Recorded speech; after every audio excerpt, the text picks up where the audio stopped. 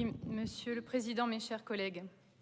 Selon un sondage sorti en début de semaine, à la question « Que vous manque-t-il le plus de votre vie d'avant ?», 6 Français sur 10 répondent « les restaurants », qui, faut-il le rappeler, sont fermés depuis plus de 6 mois en cumulé depuis le début de la pandémie.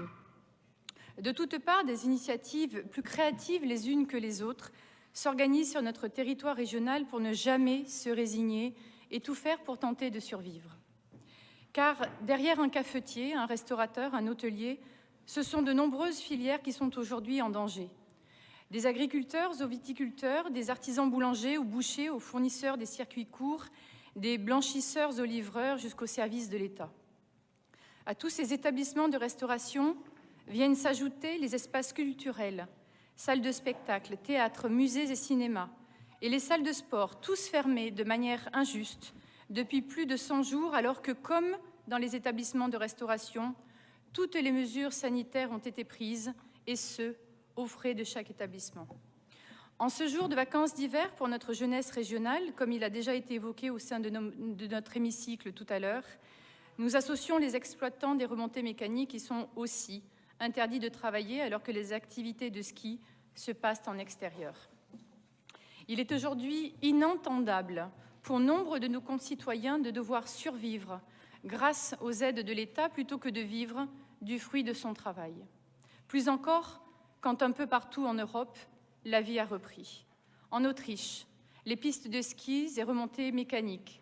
En Italie, les musées, zones commerciales et restaurants. En Espagne, les discothèques jusqu'à 22 h, théâtres, cabarets et restaurants ont tous réouvert. Est-il encore besoin de rappeler que notre belle région Provence-Alpes-Côte d'Azur est une terre de festivals, qui possède des trésors patrimoniaux inestimables, où les activités liées au tourisme et à la culture font vivre de nombreuses entreprises et créent de l'emploi. À ce jour, aucune étude scientifique n'apporte la preuve indiscutable que les établissements de restauration ou salles culturelles sont des lieux de propagation du virus. Par contre, une récente étude menée par l'Institut néerlandais de la santé publique et de l'environnement confirme que les visites à domicile de la famille ou des amis sont véritablement source de contamination et recommande la réouverture de l'environnement contrôlé des bars et restaurants. À ce titre, de nombreuses organisations du secteur touristique, UMI, GNI, GNR, CNRTC et des pétitions signées par des milliers de Français demandent tous unanimement la réouverture des établissements de restauration. Aussi, puisque vous avez annoncé ce matin demander prochainement la réouverture des universités, je propose à notre Assemblée de voter un vœu adressé au Président de la République demandant d'une part de rouvrir tous les lieux de vie, cafés, bars, restaurants, salles de spectacle, théâtres, cinémas, musées, salles de sport et remontées mécaniques.